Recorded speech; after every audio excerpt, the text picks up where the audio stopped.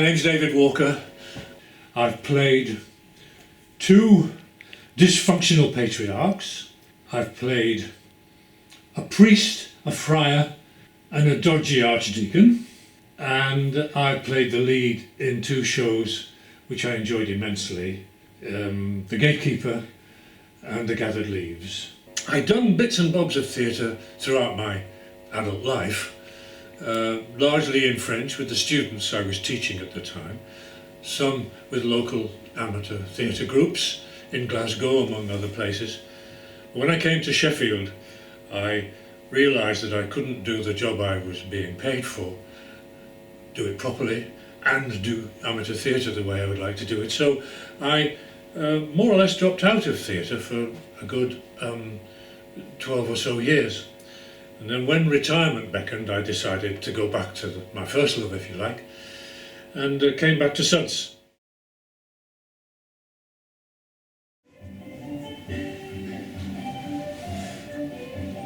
This was my first big directorial job with SUDS, and my first chance to work with people like Richard Carmody, acting there, and Amanda is about to come out.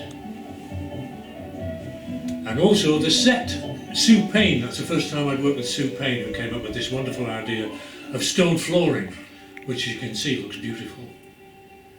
And there was yourself in the sound, in the lighting box. I seem to remember it being a very happy production, a very good atmosphere. Very yeah, people had lots of fun. And that chemistry, I think, comes through in the show.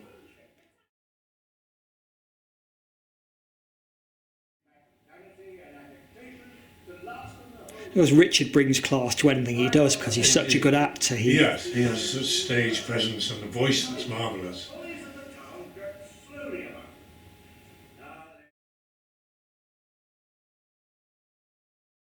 Was this a complex show to direct and produce, or? Well, it's so beautifully written and structured that it kind of works for itself. We had issues about changing locations, but we managed to mask all that. And the cast just carried it off with conviction. Seems to it's a fairly large cast as well. Yeah. Yes, 2 pairs of lovers. The rumbustious son of the family.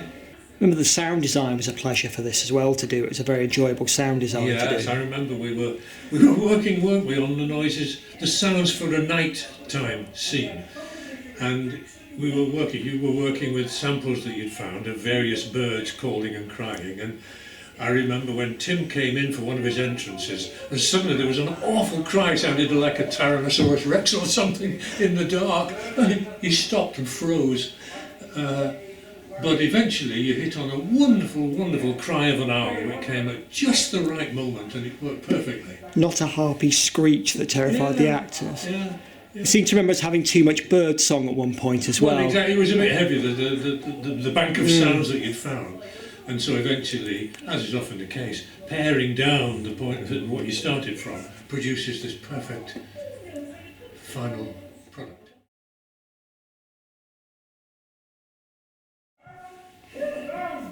And the 3 drunkards are beating time. David Galepta, who's never been seen on the stage before or since, but has been wonderful as a production manager, which he was on that show, and he's been on production manager on subsequent shows as well. Is that Jonathan Jones in the? Oh yeah, it is Jonathan Jones, isn't he? Acting as a young man who's not yet become a major and can't inherit, which he does very persuasively. And he was in many productions, of course, and he's no longer with the group. Yeah, long-standing linchpin of many shows.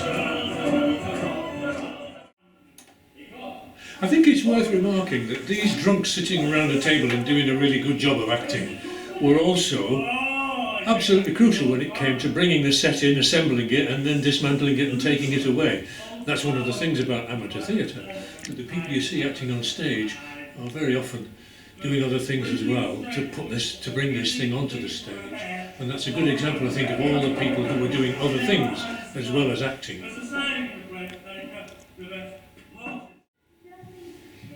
There's a lot of wigs and costumes, and again, the costumes obviously make what do we do with things like wigs in a production like this? It's a quite a sumptuous production. Yes, we because of our wonderful costumier, Julia Morrison, we were able to produce this show with terrific dresses, marvellous dresses. You can see one of them there, and Martha was wearing another beautiful dress. And then the period costumes, of course, were partly from our store, partly, I think, borrowed from elsewhere. And we also had a wig specialist whose name escapes me now, but he tended all these wigs each night and made sure that they were in shape for the following performance.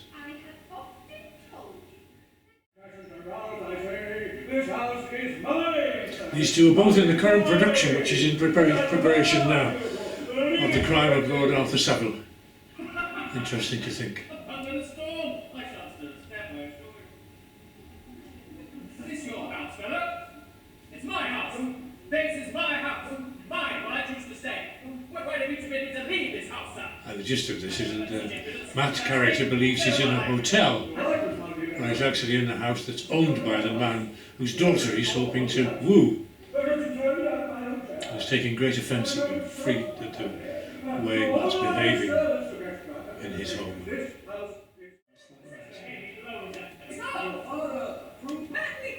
And there's a change of light. There's the nocturnal scene when we had the owls hooting and scheming going on in the dark. No pterodactyls, sadly. But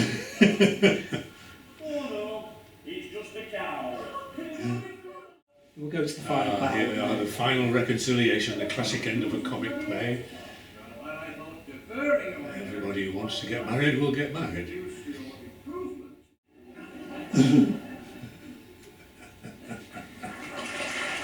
What a wonderful game they are. Do you have an overall abiding memory of that production? Was it just a general... It was a nice production? Yeah, I just remember it just... Something about the play itself and also the cast.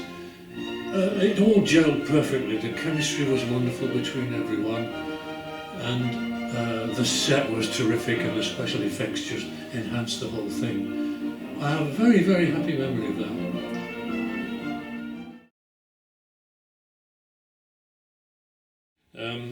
I was chair at the time when COVID hit, and we were all affected by lockdown, which prevented us from, obviously, from performing in the usual way. But we did set up a series of online reading sessions, which proved to be very successful, and it kept the club together, it kept the society together.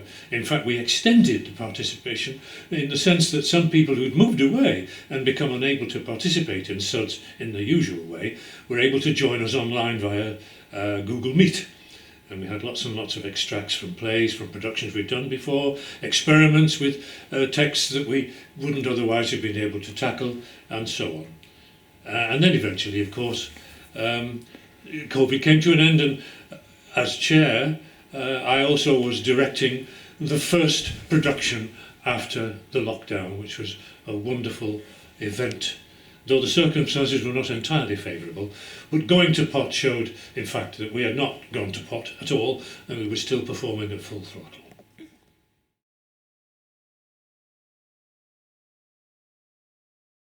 This was our first return to live theatre after the COVID lockdown, so it was very special for everyone involved. We actually did have one member of the cast who came down with COVID, and she was shaping up to be marvellous in the role that she was given. But we had to effect a substitution because she couldn't appear in the show when it happened. It starts with a good running joke. Come in. It all hinges on the pronunciation of allusions and the way it's spelled. So he's looking, full of ones, looking to see it in the encyclopedia and can't see it because he's looking in the wrong place. And it takes Madame to straighten it out. And Lucy, who's playing the maid, is very, very simple-minded, and she's very funny. Yes, very literal. That's right, that's like that. Here we go now.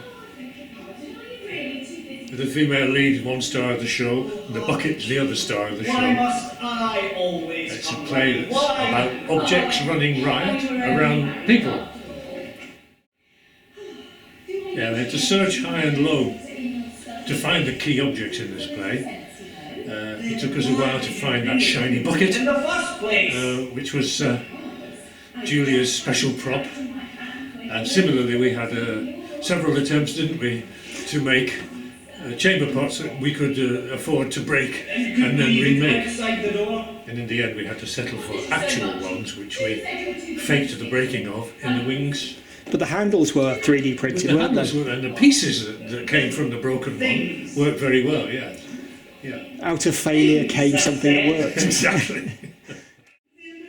Yes, it was Corrie who was due to play the baby, and she did a wonderful job of acting like a 3-year-old.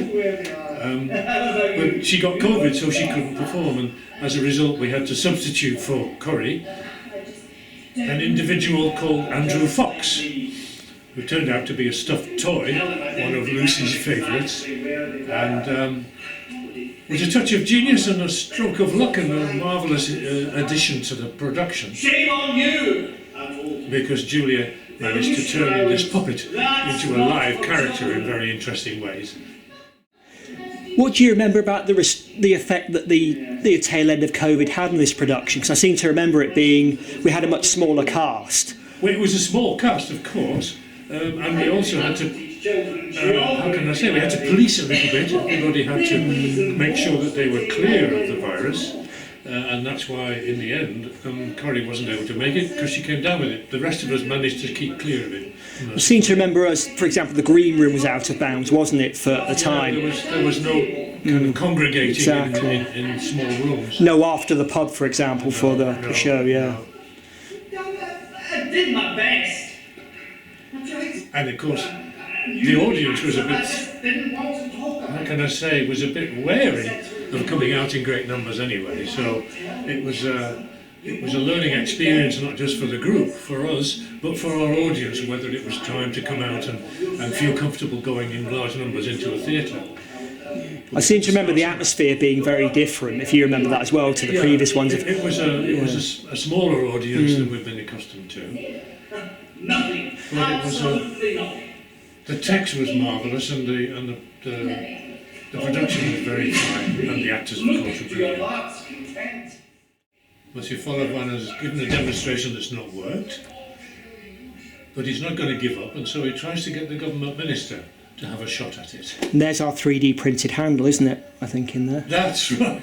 Yes, and that's a piece. Yeah. Yeah, the broken piece is not from a pot that was broken, not one of our pots, but one that was made to be broken from a 3D printer. Yeah.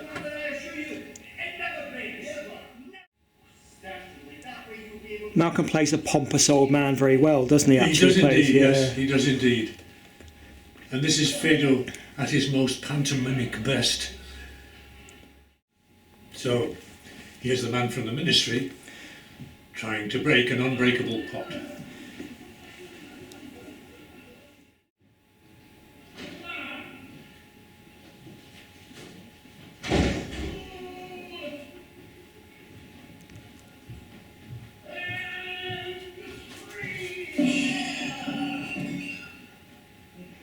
That sound effect is spot on. It took some practice to get the timing right, didn't it? Yeah, So, but it was perfect. Because behind the scenes there, Lucy is catching it. Or is it Corrie? I can't remember. I think it was perhaps Corrie. No, it can't have been. No, she was wasn't away, there. yeah. I seem to remember that being a lot of fun to try and perfect with you. The sound effect timing was quite enjoyable to perfect, I seem to recall. Yeah. Waited just the right moment to hit the computer key. Exactly. I was astonished about how precisely you managed it. I thought there was always a danger there that they wouldn't quite synchronise, but the swing and the ballistic trajectory of the pot, you got the sound effect to coincide perfectly. That's Richard off stage doing the voice in the wings, doing the voice of the baby. It was a good show, wasn't it? Yeah. Good show. It was a good show and all the more satisfying because we did it under difficult circumstances. Very. Got a cast that came together beautifully. Always a slight edge. You're never sure whether anyone's ever going to actually be able to perform on the night. They might test positive. Yeah, that's right. Yeah. Do you remember them having to have a COVID test before each performance? And you never. Exactly. Yeah, we had everybody with the tests that they got especially. Yeah. Having to, and if you got a contact test from on your phone or something, that will, remember on your message and. Yeah. Forget those days were like, 2-3 years ago. Well, it's a memory that most people don't like to No. return to, so happily we've moved beyond it now.